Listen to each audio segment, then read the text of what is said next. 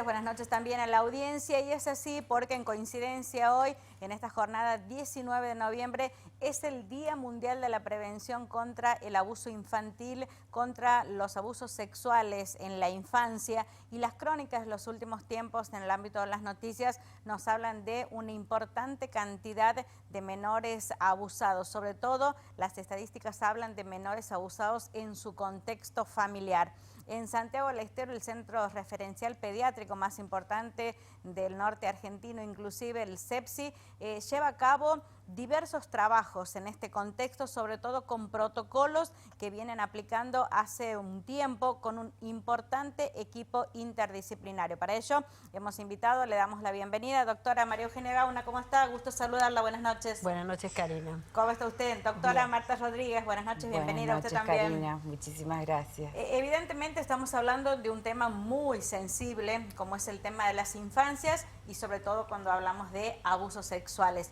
Doctora, ¿son muchos los casos que llegan, estos signos que la medicina, ustedes, los profesionales de la salud, notan cuando llega un niño al CEPSI? Sí, lamentablemente estamos hoy hablando de este tema, no deberíamos estarlo, pero la sociedad y la pandemia nos llevan a hablar de este tema.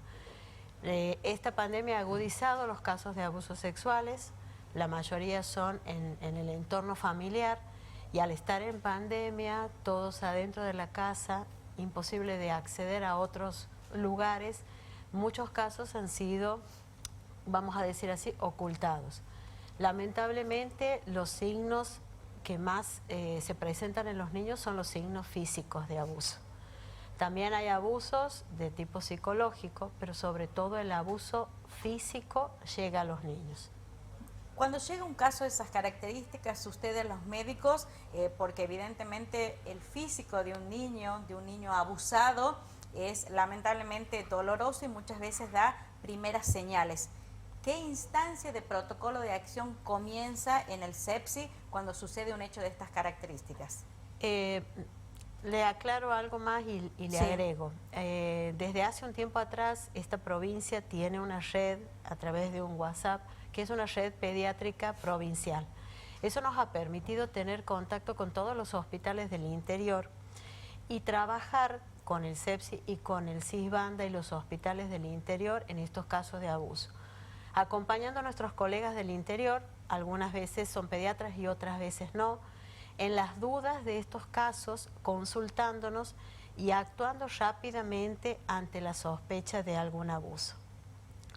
Una vez que llega al CEPSI, si el niño tiene que ser atendido por la complejidad que el CEPSI le puede brindar, no importa la hora ni el día, se activa el protocolo. Por lo tanto, el médico de guardia asiste a ese paciente, comunica al servicio de legales para que se dé la denuncia, para que se realice la denuncia y se informe lo que está pasando con ese niño.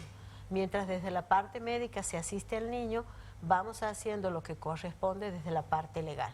Bien, doctora, este contexto que usted dice de violencia y de abuso intrafamiliar o de un conocido relacionado a la familia muchas veces que se agudiza en tiempo de pandemia, deja secuelas físicas y también estas secuelas psicológicas en las cuales ustedes también comienzan a trabajar con los niños. Exactamente, las secuelas físicas muchas veces se pueden curar, pero las secuelas psicológicas persisten en el tiempo.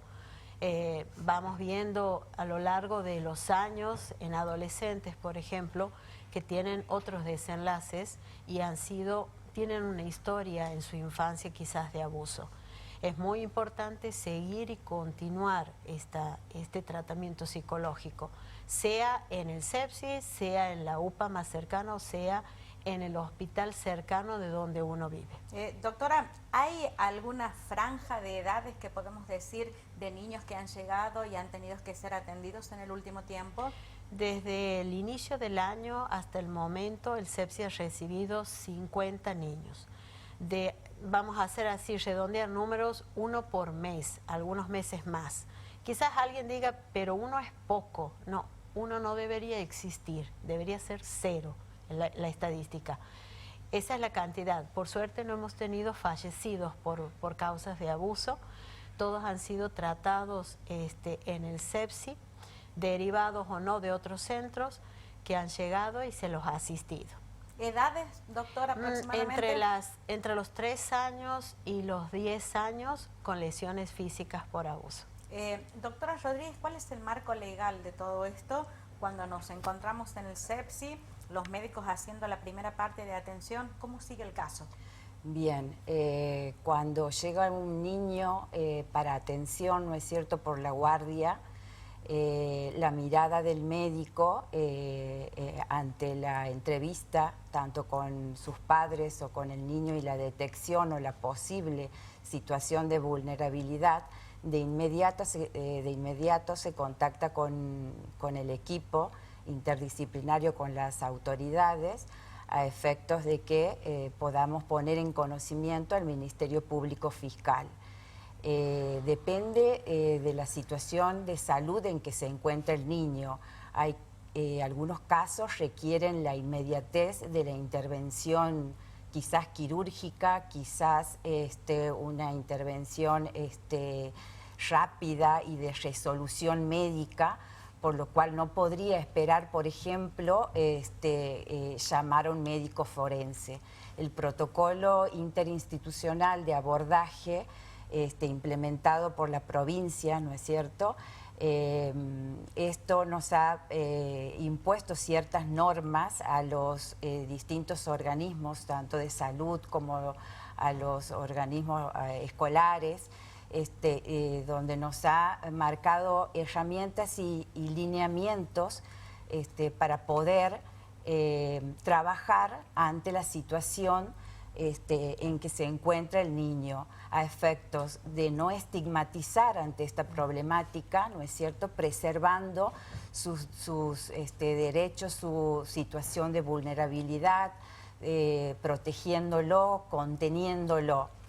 Surge el develamiento o puede ser que existan intereses contrapuestos, ¿no es cierto?, porque la mirada del médico siempre va a ser sospecho un caso de abuso y se lo transmite al padre o a la madre o al acompañante. Ante esta situación hay a veces una oposición porque el agresor generalmente se encuentra en el seno familiar, y ¿no es es mucho cierto? más difícil. Y es mucho más difícil. Se interna al niño y esto requiere varios días, ¿no es cierto? Y de la colaboración de los servicios, tanto de las asistentes sociales, del servicio de psicología, muchas veces del servicio de ginecología, de psiquiatría. Han llegado niños, por ejemplo, o adolescentes en situación de suicidio, donde han tenido que ser contenidos y auxiliados en esa emergencia, y luego se produce, ¿no es cierto?, el porqué de esta situación. De ahí queda y ante nuestra mirada para poder dar a conocer, ¿no es cierto?, los organismos judiciales, administrativos, para que se realicen la intervención adecuada para poder llegar a la investigación y a la persona que haya cometido el delito. Sobre todo la protección a estos niños que son vulnerados en estas situaciones extremas, y ojalá que este tipo de fechas sirvan para informarnos y, sobre todo, a manera de conclusión final, hacer la denuncia siempre. En este sentido también, cuando ocurren hechos de estas características, porque hay miedo también por detrás. Uno a veces se pregunta por qué hay más casos, y no es que hayan aumentado, que sí también puede ser, sino que antes esto era un delito de instancia privada, solo podían hacer la denuncia el papá y la mamá, y si está el abusador dentro del ámbito familiar es muy difícil que los padres hagan. La salud, el establecimiento muchas veces ha tenido que denunciar estos casos, o los maestros que han sido de gran apoyo en esto. Y muchas veces también el establecimiento de salud debe defender al niño ante el dictamen legal que quizás lo retorne al ámbito donde está el abusador, debiendo volver a valorar esa sentencia por el bien del niño. Doctora Gauna, doctora Rodríguez, muy amable y gracias por Bueno, acompañarnos. muchísimas Gracias a ustedes. Gracias. ustedes. Es el Día Mundial de la Prevención contra el Abuso Sexual a las infancias, a los niños, a los menores, y ojalá todo esto que estemos hablando pueda abrirnos un poquito más sobre esta realidad que verdaderamente nos golpea. Seguimos con más información en Noticiero 7.